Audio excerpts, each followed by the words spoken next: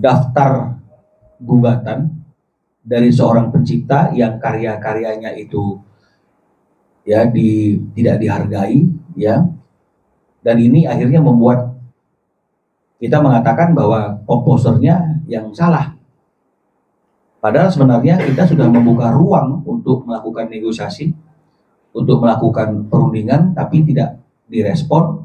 Ketika kita melangkah ke upaya hukum atas pelanggaran hak moral sebagaimana yang diatur dalam pasal 7 Junto pasal 112, dan di pasal 112 itu ada sanksinya, ada dendanya, dan itu kita lakukan, nanti kemudian akan terjadi gesekan yang panjang lagi antara pelaku pertunjukan dengan komposer yang dianggap enggak benar selalu komposernya. Nah, jadi kami harapkan sebelum kita mengambil upaya hukum yang lebih lanjut, ada itikat baik untuk hadir, untuk mencari solusi atas permasalahan ini. Ya, kenapa klien kami juga mengambil cara untuk melakukan somasi terbuka ini, tentu agar ketika masalah ini menjadi masalah hukum, ada catatan digital bahwa ada ada jejak digital bahwa kami sudah melakukan upaya-upaya yang sepatutnya kami lakukan. Jadi jangan sampai nanti kemudian ketika ada gugatannya jadi makin besar, jadi pusat perhatian, kemudian dikasih tahu kenapa baru sekarang kan, itu selalu itu. Padahal sudah ada langkah-langkah yang dilakukan. Selama ini langkah-langkah yang dilakukan kan mungkin tidak selalu dibagi ke teman-teman media. Tiba-tiba sudah ada gugatan dan selalu mereka defendnya kok baru sekarang, kok nggak begini nggak begitu. Padahal ini sudah diberi kesempatan untuk bermusyawarah tapi tidak merespon, ya. Ini kan juga tindakan yang tidak baik. Dan kita sangat menyayangkan, sangat sedih sekali kita artinya itu melihat bahwa situasi ini gimana ya, satu lagu yang diciptakan ya kemudian oleh Badai dinyanyikan oleh Ryan Bono hari ini suka berbicara itu tentang kebijakan, wisdom, ini semua segala macam, banyak sekali yang dia sampaikan dalam medsosnya kan begitu ya. Kami berharap walaupun ini tidak secara langsung berkaitan dengan dia, tapi harusnya setelah ada somasi kepada Halo Entertainment itu, pasti kami berharap ada komunikasi di antara mereka.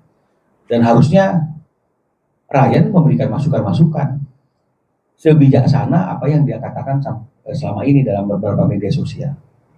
Ya. Tapi bisa saja ini belum disampaikan, belum didiskusikan.